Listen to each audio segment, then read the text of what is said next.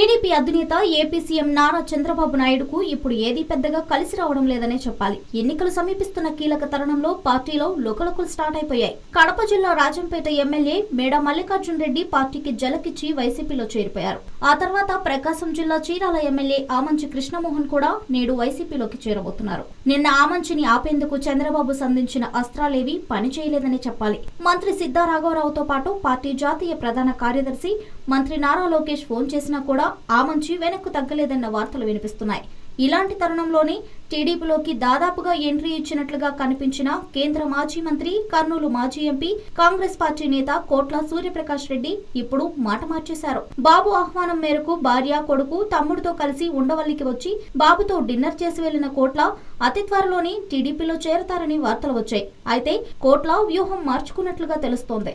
అసలు తాను టీడీపీలో చేరుతున్నానని ఎప్పుడు చెప్పానంటూ మీడియాకి ఎదురు ప్రశ్నలు సంధించిన కోట్ల తనకు ఒక్క టీడీపీ నుంచి మాత్రమే ఆహ్వానం అందలేదన్న విషయాన్ని గుర్తించాలని సంచలన వ్యాఖ్యలు చేశారు. ఆ వ్యాఖ్యలతో షాక్ తిన్న మీడియా ప్రతినిధులు తేరుకోకముందే కోట్ల మరో బాంబు లాంటి మాట చెప్పారు. తనకు వైసీపీ నుంచి కూడా ఆహ్వానం ఉందని, ఇప్పటిదాకా తాను ఏ పార్టీలో చేరతానో ఇంకా నిర్ణయం తీసుకోలేదని కూడా చెప్పేశారు. ఈ వ్యాఖ్యలు చంద్రబాబుకు నిజంగానే శరాఘాతంగానే భావించక తప్పదు.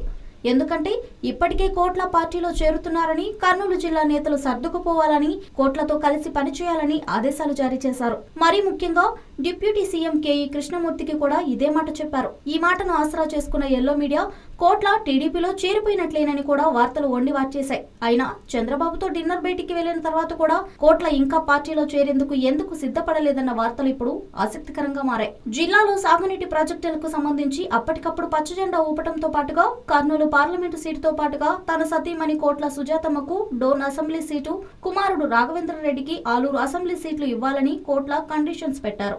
అయితే డోన్ సీటుపై ఇప్పటికే కేఈ ప్రభాకర్ కర్చీఫ్ వేసుకొని మరీ కూర్చున్నారు. ఆలూరు సీటునైనా హామీ ఇద్దామంటే అక్కడి పరిస్థితులు అంతగా అనుకూలంగా లేవట. ఈ నేపథ్యంలో మొన్నటి డిన్నర్ భేటీలో కర్నూలు పార్లమెంటు వరకు అయితే హామీ ఇవ్వగలను, కానీ డోన్, ఆలూరు అసెంబ్లీలపై మాత్రం ఇప్పటికిప్పుడు హామీ ఇవ్వలేనని, వాటి గురించి తర్వాత మాట్లాడుకుందామని చంద్రబాబు చెప్పారట. అయితే ఆది నుంచి కాంగ్రెస్ పార్టీలోనే ఉంటూ వస్తున్న కోట్ల కుటుంబం ఇప్పుడు ఆ పార్టీకి రాజీనామా చేసి వస్తే సింగిల్ సీటు ఇస్తామనడం ఎంతవరకు భావ్యమంటూ కోట్ల వర్గం కాస్తంత అసంతృప్తిగానే ఉందట.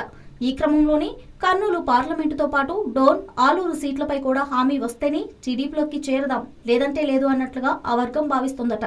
ఇదిలా ఉంటే కోట్లకు కర్నూలు పార్లమెంట్ ఇస్తే తనకేమీ అభ్యంతరం లేదని, డోన్ అసెంబ్లీని మాత్రం త్యాగం చేసేందుకు తాము సిద్ధంగా లేమని కేఈ ఫ్యామిలీ బాబుకి తెగేసి చెప్పిందట.